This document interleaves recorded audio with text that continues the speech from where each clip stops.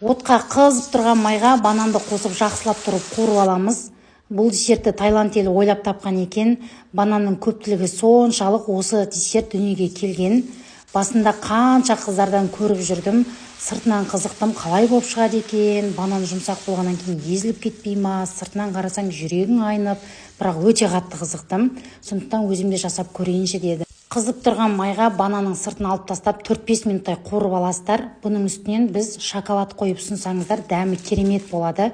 Шоколадты пакетке салып үстінен қайнаған суды құйып қойсаңыздар, 5-10 минут көлемінде шоколад ериді.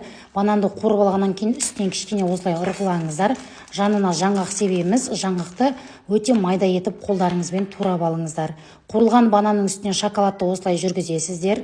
Жанына классика түрінде мороженныймен ұсынамыз. Үстінен жаңғақты себеміз. Осымен біздің десертіміз дайын. Міндетті түрде жасап көріңіздер. Сыртынан қарасаң бір жүрегің айнып кетеді. Бұл қандай десерт? Бірақ жасап көрген адамға өте дәмді болып шығады. Сіздер де жасап көріңіздер.